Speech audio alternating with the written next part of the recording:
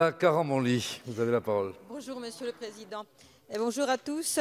Ma question s'adresse au ministre de la Santé et des Solidarités et c'est sur la question des masques. Justement, le déconfinement va nécessiter l'utilisation pendant des longues périodes, longues semaines de masques de protection dont le port est recommandé et sera rendu obligatoire dans les lieux où les règles de distanciation sociale ne peuvent être systématiquement appliquées comme dans le transport en commun.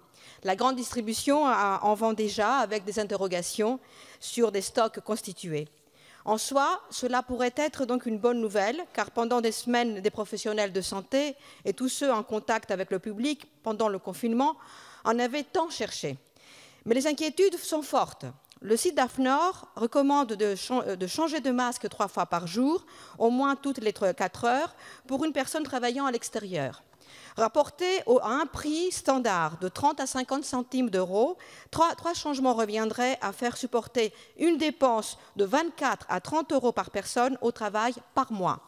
Pour les masques en tissu vendus qui auraient une durée d'utilisation optimale de 30 minutes et pourraient être lavés de 10 à 20 fois, la dépense pourrait être de 10 à 15 euros par personne et par mois.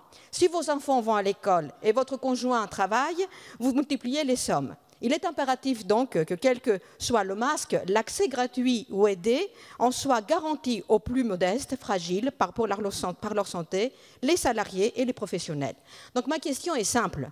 Comment nos concitoyens font reconnaître les masques efficaces et donc certifiés? Qui va contrôler la qualité de ce porté? Quelles aides vont être données aux plus modestes et aux plus fragiles?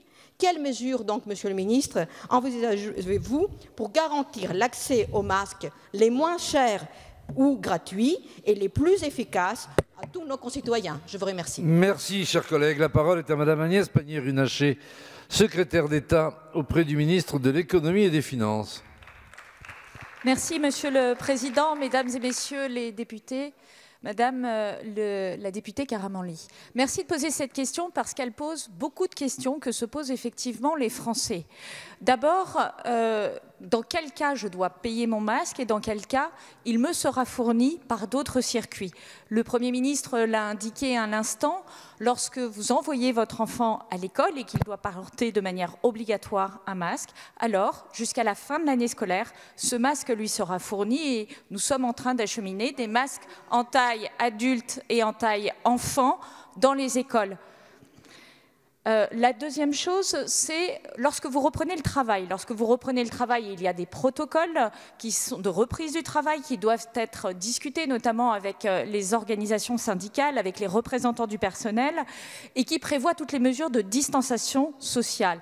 Dans ce cas, lorsqu'il n'est pas possible de ménager cette distanciation sociale, il est de la responsabilité de l'employeur d'équiper ses salariés, ses opérateurs avec des masques. Et c'est ce que nous faisons dans notre responsabilité employeur en tant qu'État. Et c'est ce que font aujourd'hui les employeurs. Et nous les accompagnons pour équiper l'ensemble de leurs salariés, lorsqu'ils ne peuvent pas respecter la distanciation sociale, de masques.